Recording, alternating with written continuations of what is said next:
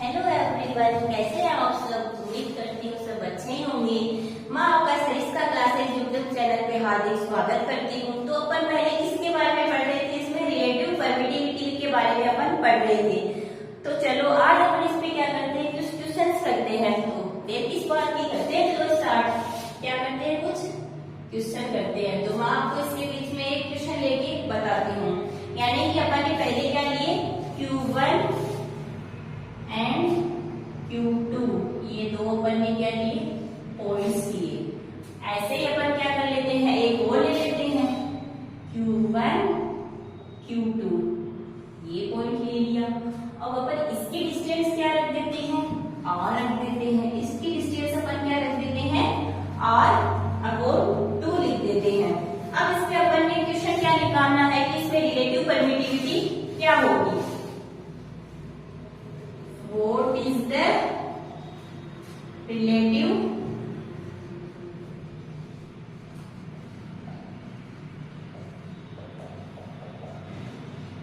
permittivity, ये अपना क्या है, क्वेश्चन है।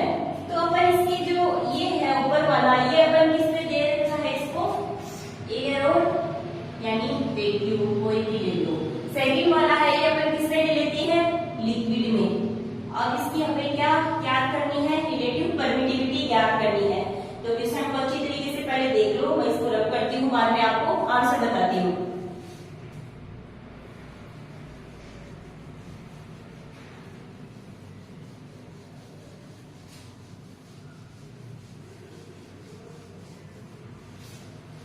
ये अपन ने क्या लिए, दो पॉइंट्स लिए। अब अपन इसमें क्या करेंगे, पहले वैक्यूम की बात करते हैं। पहले वैक्यूम की बात करते हैं तो इसमें फॉर्मूला क्या होगा, F नोट का 1/4 pi epsilon naught Q1 Q2 upon R square. Formula क्या होगा F नोट का 1/4 pi epsilon naught Q1 Q2 upon R square. इसको अपन इक्वेशन फर्स्ट ले लेते हैं एक बार। उसके बाद में सिमिलरली क्या होगा, जो फोर्स होगा वो चेंज होगा, फोर्स होगा वो क्या होगा, बल होगा वो बदलेगा। तो सिमिलरली जब फोर्स बदलेगा, चेंज होगा, तो उसके अंदर क्या होगा, बाद में अपन इसकी वैल्यू F नोट के अंदर जो ली, अब अपन इसकी वैल्यू किस में ले लेते हैं, Fm में ले लेते हैं। तो Fm में ले लेंगे तो इसकी वैल्यू क्या हो जाएगी, Fm is equals to 1/4 pi epsilon naught Q1 Q2 upon, अब पहले तो अपन इसके अंदर लिया था, ये किसके अंदर, Fm में लिया था, एप्सिलॉन m में लेंगे। पहले अपन ने इसमें लिया था Q1 Q2 एयर वाले में, तो इसकी जो डिस्टेंस थी वो R आ रही थी। इसकी डिस्टेंस कितनी आ रही है, R/2 आ रही है। तो Q1 Q2 अपॉन R/2 का होल स्क्वायर, ये इक्वेशन 2 हो गई इसकी। चलो अब अपन आगे क्या करते हैं, इसको सोल्व करते हैं। तो अपन ने F नोट क्या हो गया, 1/4 pi epsilon naught Q1 Q2 upon R square, और Fm इसकी लिक्विड के अंदर क्या हो गई, 1/4 pi epsilon m Q1 Q2 upon R/2 का होल स्क्वायर हो गया। अब आगे अपन इसको सोल्व करते हैं। तो सोल्व करते हैं तो Fm की वैल्यू क्या आ जाएगी, Fm की value 1/4 pi epsilon m Q1 Q2 upon R square upon 4। इसको सोल्व किया, ये क्या है, R/2 के होल स्क्वायर लगा हुआ है, तो R स्क्वायर अपॉन 4 आ गया। अब इसको चलो अपन जो वैल्यू कटती है, पहले तो अपन इसको आगे और सोल्व करते हैं। Fm is equals to 1/4 pi epsilon naught, ये ऊपर चला जाएगा तो 4 Q1 Q2 upon R square हो गया। इतना समझ में आया अच्छे से। अब इसको इक्वेशन 1 नाम दिया, इसको इक्वेशन 2 नाम दिया, और इसको इक्वेशन कितना नाम दे देंगे, अपन 3 नाम दे देंगे। अपन ने इसको इक्वेशन 3 नाम दिया, तो बाद में अपन देखो कि इसको अपन कंपैरिजन करते हैं। इसका कंपैरिजन करते हैं तो यहाँ पे इक्वेशन फर्स्ट और 3 का अपन क्या करते हैं, कंपैरिजन करते हैं। इसके अंदर कंपैरिजन करते हैं फर्स्ट और 3 का। तो देखो 1/4 पाई, यहाँ पे क्या था, एप्सिलॉन नोट है, यहाँ पे एप्सिलॉन m है। Q1 Q2 upon R square, 4 Q1 Q2 upon R square, ये वैल्यू आ रही है ना, ये वैल्यू आ रही है। तो यहाँ पे कट क्या हो रहा है, 4 पाई से क्या कट हो रहा है, 4 पाई कट हो रहा है। मान ली Q1 Q2 upon R square, Q1 Q2 upon ये आपस में टकराव हो रहा है, बच क्या गया, यहाँ पे क्या बच गया देखो। अब बाद में इसको रेशियो लेने पे, इसको रेशियो में लेने पे ये Q1 Q2 कैंसिल कर दिया, यहाँ पे क्या बच गया, एप्सिलॉन m बच गया, 4 बच गया, और यहाँ पे क्या बच गया बाद में, यहाँ पे कुछ भी नहीं, ओनली एप्सिलॉन नोट। अब जो बचा है उसको अपन क्या लिख देते हैं, F नोट अपॉन Fm की बारे में लिख देते हैं। तो यहाँ पे क्या बचा, 1 upon epsilon nought into epsilon m upon 4, ये तो बचा, इस टाइप से अपन ने लिख दिया। अब आगे देखें तो F नोट की वैल्यू क्या है, F गिवन है, और Fm की वैल्यू क्या है, F अपॉन 2 गिवन है, यानी F नोट की वैल्यू है वो क्या है F, और Fm की वैल्यू क्या है F अपॉन 2 गिवन है। तो चलो अब अपन पुट करके इसमें सोल्व करते हैं। तो यहाँ से ये रख करके क्या आपको मैं इसमें कर देती हूँ, चलो अच्छी तरीके से देख लो। F नोट की वैल्यू क्या है, F गिवन है, और Fm की वैल्यू क्या है, F अपॉन 2 गिवन है। तो आगे अपन देखें तो इसमें क्या हो जाएगा, 2F अपॉन F हो जाएगा यहाँ पे तो, और आगे इसकी वैल्यू अगर अपन देखें तो आया क्या था, 1 upon epsilon note epsilon m upon 4 आया था। इसको एक साइड में पहले तो क्या हो जाएगा, epsilon m upon epsilon nought into 1 upon 4, ये हो जाएगा। अब अगर अपन epsilon m upon epsilon nought की इसमें वैल्यू निकाले तो क्या हो जाएगा, ये 2 जो f है ये इधर आएगा, तो इसकी ये 4 से क्या हो जाएगा, मल्टीप्लाई होगा, तो epsilon naught upon epsilon m की वैल्यू क्या आ जाएगी, 8 आ जाएगी। अब आपको मैंने इसकी वैल्यू 8 आ जाएगी। फिर मैंने आपको पहले बताया था कि epsilon m upon epsilon note को किससे डिनोट किया जाता है, इसको इससे करते हैं रिप्रेजेंट, किससे रिप्रेजेंट करते हैं, इसको एप्सिलॉन r से रिप्रेजेंट करते हैं, यानी कि epsilon m upon epsilon note को किससे करते हैं, r से करते हैं। तो इसको किसकी वैल्यू में रख लेंगे अपन, किसकी फॉर्म में रख लेंगे अपन, एप्सिलॉन r की फॉर्म में रख लेंगे। तो यहाँ पे एप्सिलॉन r की फॉर्म में रखा तो क्या आ जाएगा, 8 आ जाएगा। ये क्या होता है, ये रिलेटिव परमिटिविटी के बराबर होता है, किसके बराबर, तो ये क्या होता है, रिलेटिव परमिटिविटी के बराबर होता है। आगे अपन देखें तो पहले मैं एक कमेंट आया था एक स्टूडेंट का कि ma'am invariance of A charge क्या होता है, उसके बारे में तो आपने नहीं बताया। तो पहले मैं क्या करती हूँ, इनवेरिएंस ऑफ इलेक्ट्रिक चार्ज के बारे में बताना चाहूंगी। छोटा सा टॉपिक है बीच के अंदर, बाद में अपन इलेक्ट्रिक फील्ड के बारे में पढ़ेंगे। न्यू टॉपिक लेते हैं, ये परमिटिविटी और रिलेटिव परमिटिविटी क्या हुई, कंप्लीट हुई।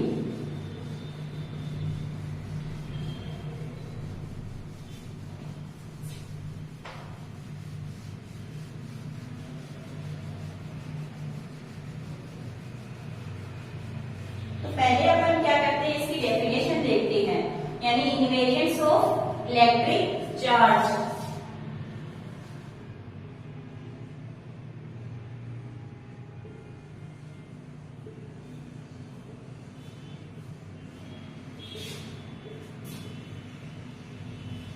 इनवेरिएंस ऑफ इलेक्ट्रिक चार्ज यानी कि विद्युत आवेशों की निवेशता,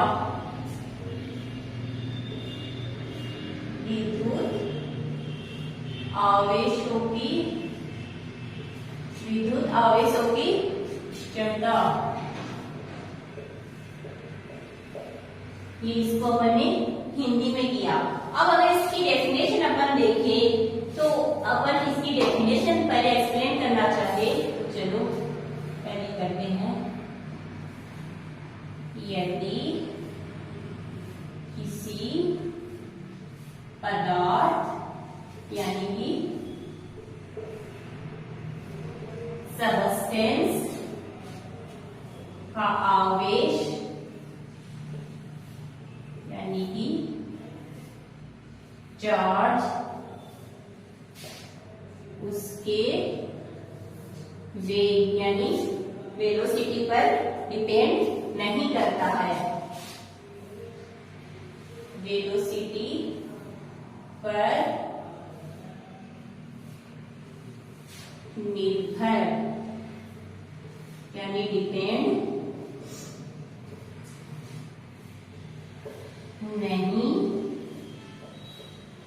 करता है। चाहे पदार्थ स्थिर अवस्था में हो या वो उसमें किसमें हो, आपेक्षीय वेग की गतिशील अवस्था में हो। चाहे जो पदार्थ है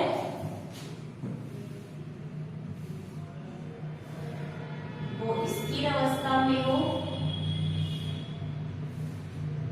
यानी कि रेस्ट मास, या अपेक्षीय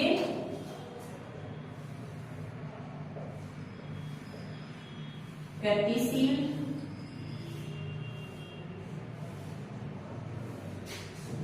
अवस्था, यानी कि मोशन में हो, तो उसका जो आवेश होता है वो हमेशा क्या होता है, इक्वल, यानी कि समान चार्ज में ही रहता है। यानी कि वो गतिशील अवस्था मोशन में हो तो उसका जो आवेश होता है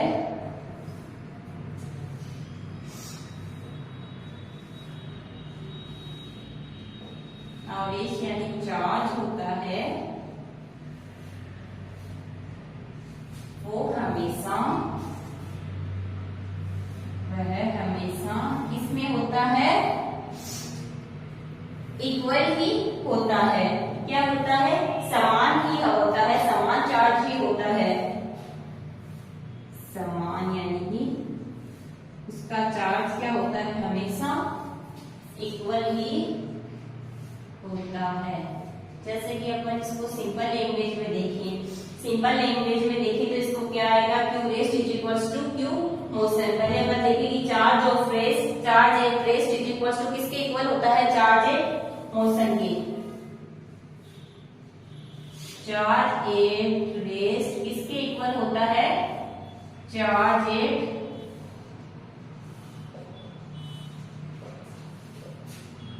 मोशन पे होता है। और ये किस पे डिपेंड नहीं करता है, ये वेलोसिटी पे डिपेंड नहीं करता है। Q rest is equals to क्या होता है, Q मोशन होता है। Q rest is equals to Q motion, ये किस पे डिपेंड नहीं करता है, ये वेलोसिटी पे डिपेंड नहीं करता है। जैसे कि अपन ने डेफिनेशन में क्या पढ़ा, यदि किसी पदार्थ सबस्टेंस का, यानी कि किसी पदार्थ का आवेश उसके वेग पर निर्भर नहीं करता, चाहे वो पदार्थ किसमें हो, स्थिर अवस्था में हो या अपेक्षीय गतिशील अवस्था में हो, तो उसका आवेश है जो चार्ज है वो क्या होगा, हमेशा समान होगा। ये क्या होगा, इक्वल ही होगा। बाद में अगर इसको इंग्लिश में देखा तो जैसे सिंपल फॉर्म में देखा तो चार्ज एट रेस्ट किसके बराबर है, चार्ज एट मोशन के बराबर है। Q rest is equals to Q motion, इसके इक्वल है। तो अपन मान लीजिए नोट करते हैं, पहले डेफिनेशन को नोट कर लीजिए, मैं करती हूँ, फिर अपन एक नोट लिखते हैं इसके अंदर।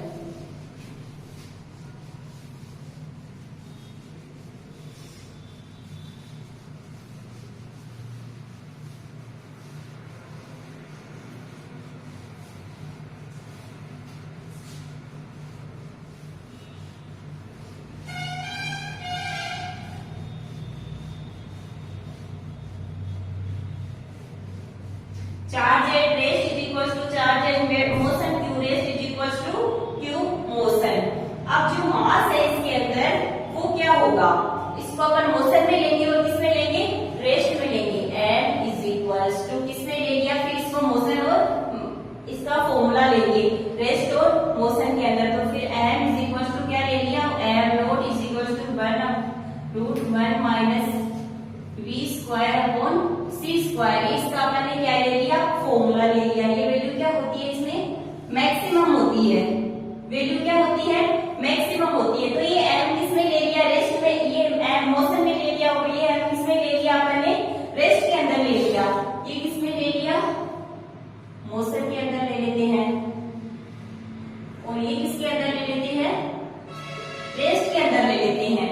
आगे चलते हैं, ये मोशन में ले लिया और ये m नॉट किसने ले लिया, रेस्ट में ले लिया। इसका फॉर्मूला क्या लिखा, 1 माइनस अपॉन में m नॉट के 1 minus v square upon c square, ये इसका फॉर्मूला अपन ने लिख दिया। तो v इसमें क्या है, v इसमें क्या है, वेलोसिटी है। अब आगे इसमें c क्या है, c क्या है, c की वैल्यू क्या होती है 3 into 10 raise to power 8, 3 into 10 raise to power 8 metre per second. अब जो v की वैल्यू होती है ये किसके अप्रोक्स में होती है, ये c के अप्रोक्स में होती है। तो ये इसके जो v की वैल्यू है ये अप्रोक्स की सिचुएशन में होगी 1 minus v square upon c square की सिचुएशन में जो मान होता है वो मिनिमम हो जाता है। तो जो इस सिचुएशन में जो अप्रोक्स वैल्यू होती है उसमें जो सिचुएशन में क्या हो जाता है, जो मान होता है इसका, जो वी सी इनका मान होता है, ये क्या होता है इस सिचुएशन में मिनिमम हो जाता है। इसका मान क्या हो जाता है, मिनिमम हो गया, इनवेरियंस ऑफ चार्ज हो गया। अब ये तो कंप्लीट हुआ, आगे अपन नए टॉपिक पे चलते हैं। उसके अंदर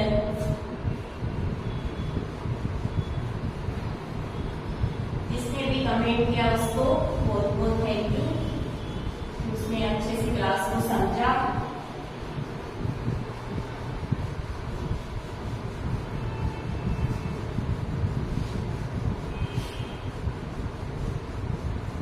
आगे अपन नए टॉपिक पे चलते हैं, इलेक्ट्रिक फील्ड लाइंस और लाइंस ऑफ फोर्स।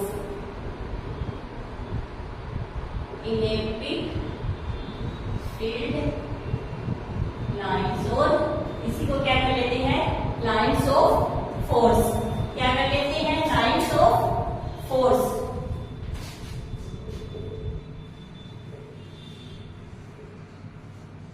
तो चलो इसके अंदर अपन देखते हैं, तो E अपन किसके प्रोपोर्शनल लेते हैं, पहले 1/r² के प्रोपोर्शनल लेते हैं। फिर अपन Q और E है इसके बीच की जो दूरी है उसको क्या ले लेते हैं, r। कुछ बेसिक सा समझते हैं पहले थोड़ा, फिर अपन इसको आगे समझेंगे। Q और E के बीच की जो दूरी है उसको अपन ने क्या ले लिया, r ले लिया। E की वैल्यू क्या होती है, kq अपॉन r² होती है। अब अपन इसमें दो पॉइंट्स देखते हैं कि जो चार्ज है वो अवे कब करता है और जो चार्ज है वो इलेक्ट्रिक फील्ड की तरफ टुवर्ड्स में कब आता है। तो चलो पहले अपन क्या देखते हैं, a प्लस क्यू का चार्ज लिया और a क्या लिया, माइनस क्यू का चार्ज लिया। अब इसमें जो प्लस क्यू में तो जो चार्ज है इसमें जो लाइन्स है वो क्या करेगी, अवे फ्रॉम द चार्ज करेगी। इसमें तो क्या करेगी, अवे फ्रॉम द चार्ज करेगी। और इसमें जो माइनस क्यू का चार्ज लिया इसमें क्या करेंगी, टुवर्ड्स फ्रॉम द चार्ज। इसमें क्या करेंगी, अवे फ्रॉम द चार्ज। इसमें क्या करेंगी, टुवर्ड्स फ्रॉम द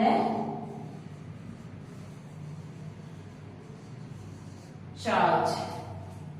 ये अपन ने समझा, क्या समझा, ई के प्रोपोर्शनल क्या आया 1/r² और Q और E के बीच की जो दूरी है वो अपन ने कितनी ले ली, r ले ली।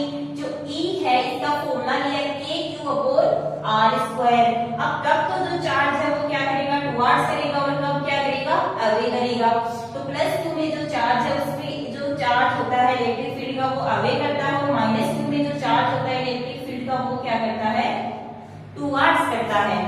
अगर आप आगे देखें तो फेराडे ने जो समझाया था वो किसने समझाया था, पिक्चर की तरह समझाया था। एक पिक्चर में लेके फेराडे ने ये सब बातें बताई थी। तो उसने क्या किया था, जो उसने बोला कि जो इलेक्ट्रिक फील्ड है इसको क्या कर दर्शा दो, जो चार्ज के जो लाइन्स है वो चारों ओर दर्शा दो। तो अपन फेराडे के रूल से देखो जानते हैं। आगे फेराडे ने क्या बोला, एक पिक्चर की तरह समझाया। ये सब चीजें क्या हो रही है, इमेजिनरी हो रही है, यानी मनगढ़ंत है ये सब चीजें। ऐसे थोड़ी ना अपन जो सोच रहे हैं वो इसी में चारों ओर दिया हुआ है तो वो ही है। ये सारी चीजें इमेजिनरी दी हुई है। फेराडे ने बताया था कि तो इसमें जो उसने एक चार्ज दिया था प्लस क्यू, फिर इसके चारों ओर क्या ली थी, इलेक्ट्रिक फील्ड की लाइन्स ली थी उसने। जैसे अपन इलेक्ट्रिक फील्ड की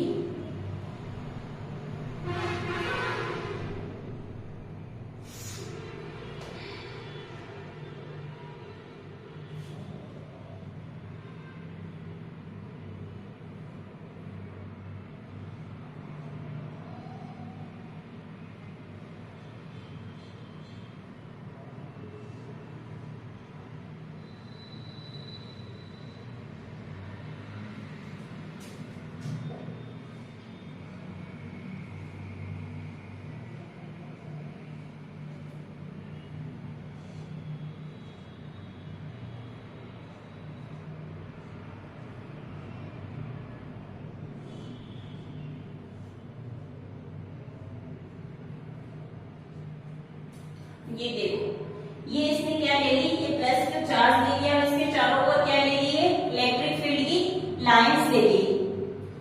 अब इसको अपन क्या करते हैं, समझते हैं। जो एरोज है वो क्या हो रहे हैं, इस डायरेक्शन को दर्शा रहे हैं, और जो ये डायरेक्शन है वो किस में आ रही है, इलेक्ट्रिक फील्ड्स में आ रही है।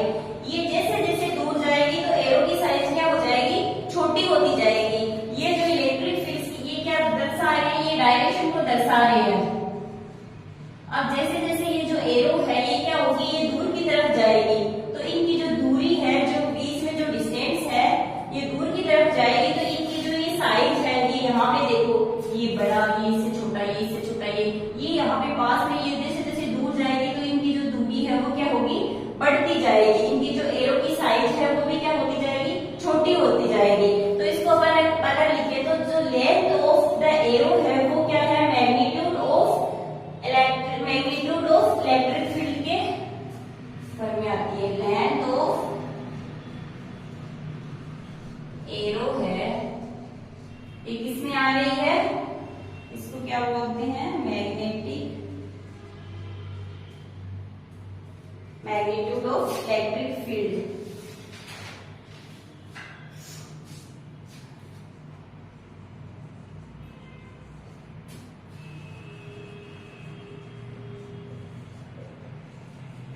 आगे इंफिनिटी पे जाके क्या हो जाएगी, जीरो हो जाएगी। इंफिनिटी पे जाके आगे क्या हो जाएगी, जीरो हो जाएगी। ये नहीं है कि ये यहीं पे चलते चलते खत्म हो जाएगी, ये इंफिनिटी पे जाके जीरो हो जाएगी। बाद में फेराडे ने क्या किया, इस डायग्राम को क्या कर दिया, मॉडिफाई कर दिया, इसको थोड़ा सा चेंज कर दिया। अब चेंज किया तो उसने बोला कि ये जो कट कट के लाइन करके बना रही है, अपन छोटी छोटी कर रहे हैं, इसको अपन छोटी नहीं करते, इसको एक साथ में दर्शाते हैं। पर एक ही साथ में इसकी डिस्टेंस इसकी डायरेक्शन है वो बताते हैं।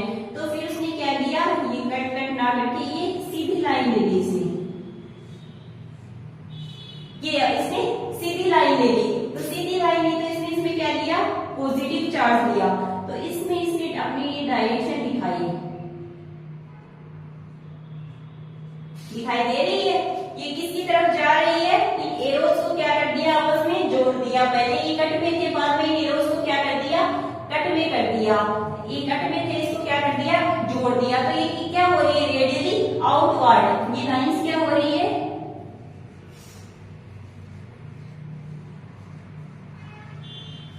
रेडियली आउटवर्ड हो रही है। अब इसी तरीके से अपन ने इसको क्या किया, नेगेटिव चार्ज के अंदर भी लिया।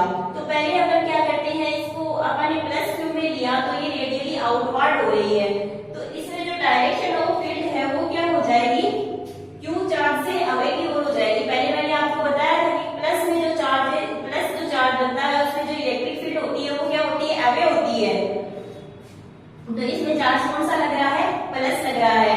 तो प्लस लग रहा है तो इसकी डायरेक्शन क्या हो जाएगी, डायरेक्शन इसकी क्या हो जाएगी, away from the plus Q charge क्या हो जाएगा, अवे हो जाएगा। इतना अपन ने देखा। अब मैग्नीट्यूड पिछले में क्या था, लेंथ ऑफ एरो से हमें क्या करा था, मैग्नीट्यूड का इसमें पता चल रहा था। तो मैग्नीट्यूड ऑफ फील्ड होती है वो क्या होती है, डेंसिटी ऑफ लाइंस होती है। मैग्नीट्यूड ऑफ फील्ड होता है, ये क्या होता है, density of magnitude of field. यही तो है ना, ये क्या होता है, किसके बराबर, ये क्या होता है, डेंसिटी ऑफ लाइंस शो होता है, डेंसिटी ऑफ लाइन से ये शो होता है। जहां पर लाइन पास पास है वहां तो जो फील्ड है वो स्ट्रांग हो जाएगी, और जहां जो दूर जा रही है लाइन, वो जो फील्ड है वो क्या हो जाएगी, वीक हो जाएगी। यानी कि ये जो लाइन है यहाँ पे क्या क्या है, पास पास है। ये आपको दूरी दिखाई दे रही है, ये देखो ये दूरी यहाँ पे कम है, यहाँ पे ये दूरी क्या हो रही है, ज्यादा हो रही है। तो इसमें जो फील्ड है वो स्ट्रांग होगा, और जो दूर जाएगी ये लाइन तो यहाँ पे क्या हो जाएगा, वीक हो जाएगा। यहाँ पे क्या होगा, स्ट्रांग होगा। ये आपको अच्छे से समझ आया होगा। देखो इसको, अब इसी तरीके से हम क्या करते हैं, इसको अपन ने पॉजिटिव में तो देख लिया, अब इसको अपन क्या करते हैं, नेगेटिव में और देखते हैं। जो इन एरोज को जो ऐड किया है, जो ज्वाइन किया है, इसको अपन क्या करते हैं, नेगेटिव में देखते हैं। तो देखो हम यहाँ पे छोटू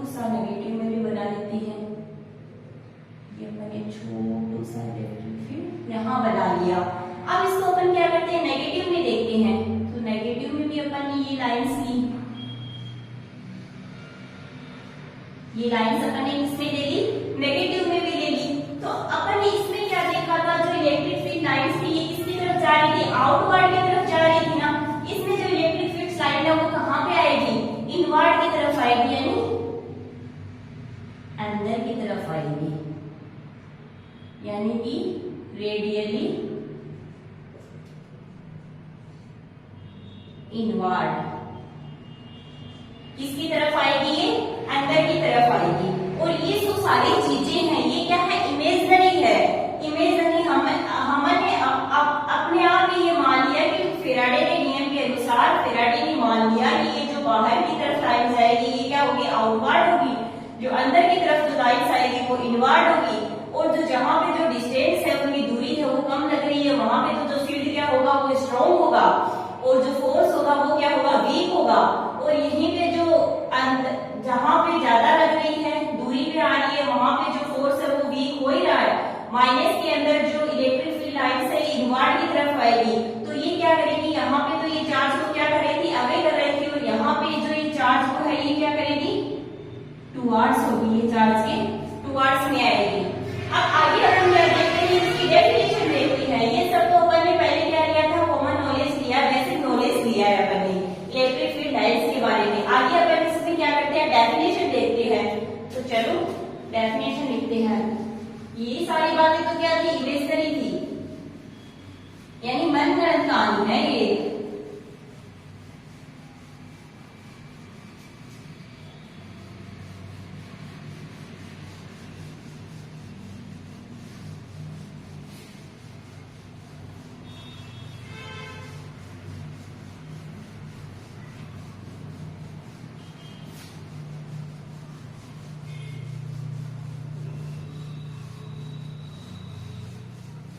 आगे अपन क्या करते हैं, इसकी डेफिनेशन देखते हैं।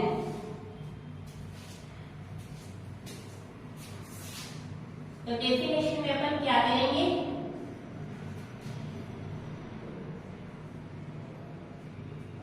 Electric field lines are imaginary lines. ये क्या है, इमेजिनरी है। इलेक्ट्रिक फील्ड लाइंस क्या है, इमेजिनरी लाइंस है। ये किसमें, in a region of space time, इसमें in a region of space time.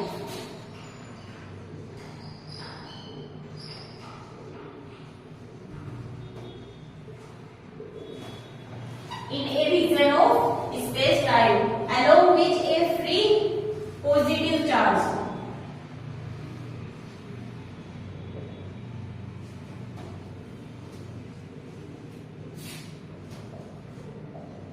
Along with a free positive charge would move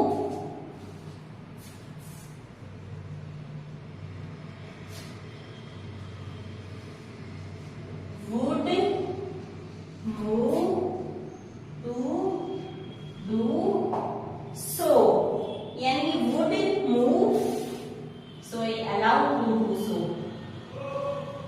allow to do so। अब अगर इसको अपन देखें तो इसके अंदर क्या है, जो electric field lines are imaginary line in a region. जो इलेक्ट्रिक फील्ड लाइंस होती है ये क्या होती है, इमेजिनरी होती है। एक क्षेत्र के अंदर जहां पे जो स्पेस होता है, जो टाइम होता है वो क्या होता है, फ्री पॉजिटिव चार्ज में होता है। और वुड मूव यानी कि किसमें होगा, ये अलाउड होगा, ये करने के अंदर ये क्या होगा, इलेक्ट्रिक फील्ड लाइंस में ये अलाउड होगा। फिर अपन इसके बारे में क्या देखते हैं, कुछ इंपॉर्टेंट पॉइंट्स के बारे में जानते हैं। इसमें इंपॉर्टेंट पॉइंट्स के बारे में जानते हैं। तो आज के लिए क्या इतना ही काफी